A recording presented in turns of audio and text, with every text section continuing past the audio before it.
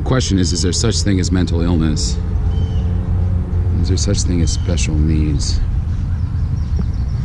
You know, this guy Walter in New Orleans, I don't know, a month ago, he by all means, if you had a team of psychologists, as this guy was walking down the street going, arr, arr, had too much to drink, he was like, I mean, they would have all said this guy's schizophrenic. I said, you know what? If God made this human being, he wouldn't make him schizophrenic. There's no such thing. So I'm going to trust that if I go up trying to help him, then as long as I'm acting purely, God will protect me and we'll all get hooked up.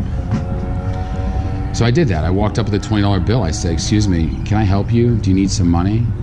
And I pulled the $20 bill out and I gave it to him. And it was like, he went from being a 10 on a scale of mentally ill, schizophrenic, to being about a 6. And, it was almost like he kind of snapped out of it. He kind of righted himself, his posture, instead of hunching over, he, kind of stood more straight up.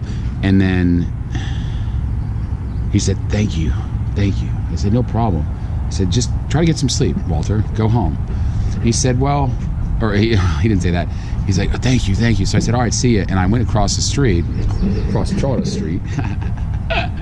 Anyway, he comes up, thank you. And he has his bag of food. And the food was sort of leftovers or whatever. And he sets the food down. And he realizes, he's like, what, my phone.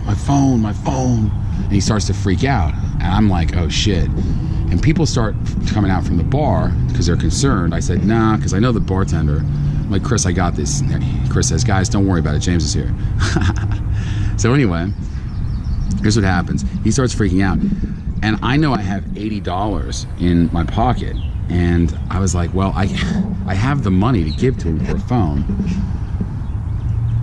And he's still freaking out. And I say, you know what, fuck it. So I pull the 80 out. I said, Walter, here. And then he gets down to like a 3. He goes, thank you. Wow, thank you. I said, Walter, will you do me a favor? Will you go home and get some sleep? He goes, yes. And he picks up his bag and he crosses Charter Street and just walks south. And it was like a totally different person. So sure, it cost me $100, but Walter got some kindness from a human being, right? Simple. He's able to sort of, restores some faith in humanity. It helps him act a little bit, I don't want to say more normal, but just like, he's just more balanced.